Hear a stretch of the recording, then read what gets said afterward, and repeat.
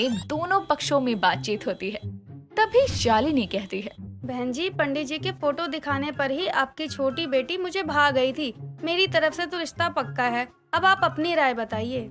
मेरी वैशाली की तो किस्मत बड़ी अच्छी है, इतने बड़े घर से रिश्ता आया इसके लिए। बड़ी बेटी का तो घर बस गया, अब ये भी आपके घर की बहू बन जाए, इससे बड़ी खुशी की बात मेरे लिए क्या होगी। ये हुई ना बात, लेकिन फिर भी नया जमाना है तो लड़का लड़की को भी एक दूसरे की राय जानने दीजिए। तभी सभी के कहने पर आवेश और वैशाली अकेले में बातें करने चले जाते हैं। सब कुछ ठीक चल रहा था। ये देखकर पारुल को जलन हो रही थी।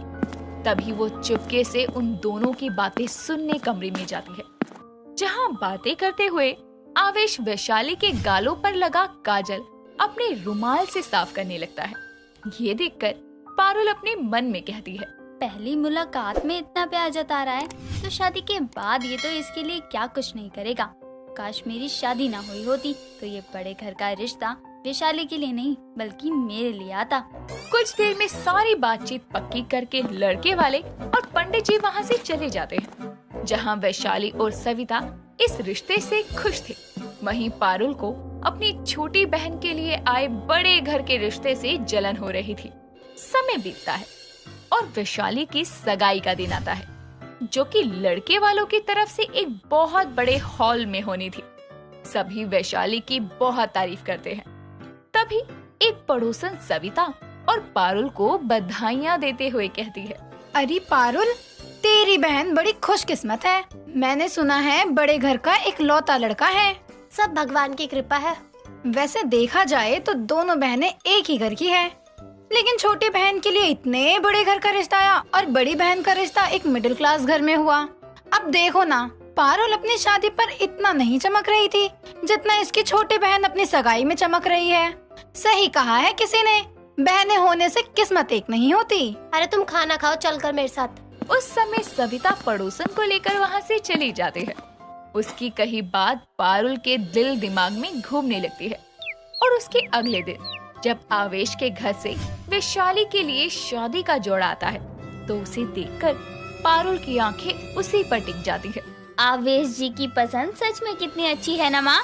पसंद तो अच्छी है, लेकिन इतना महंगा और डिजाइनर लहंगा बेचकर वो दिखाना क्या चाहते हैं। बड़े घर से हैं, मतलब ये नहीं कि इतना शो ऑफ करे। माँ, आपको भी अपनी हैसियत के हिसाब से रिश्तेदारी करनी चाहिए थी। ये क्या बोले जा रही है? और वैसे भी रिश्ता उनके तरफ से आया था, लड़का भी अच्छा है, कोई बुरी आदत नहीं है, ऊपर से तेरी छोटी बहन को चाहता भी है, इससे बढ़कर क्या चाहिए। पारुल गुस्से से अपने कमरे में चली जाती है और जलन के चलते शादी के दिन ही वैशाली के लहंगा पहनने से पहले उस लहंगे में कैंची से बड़ा सा छेद कर देती है। ये सब वैशाली देख रही थी और अपने लहंगे की ये हालत देखकर वो रोते हुए अपनी बहन से कहती है, आप मेरे साथ ऐसा कैसे कर सकती हैं दी? वो वैशाली, तू वो मैं तो बस आज आपकी छोटी बहन की जिंदगी का इतना बड़ा दिन है और आप ये सब, ऐसा मैंने क्या गलत कर दिया? मुझे नहीं पता, बस अपनी छोटी बहन की इतनी अच्छी किस्मत मुझसे बर्दाश्त नहीं हो रही। तू मुझसे छोटी है, फिर भी तेरे लिए इतने बड़े घर का रिश्ता आया और मैं उस छोटे से ससुराल में 4 लोगों के बीच पीस रही हूँ।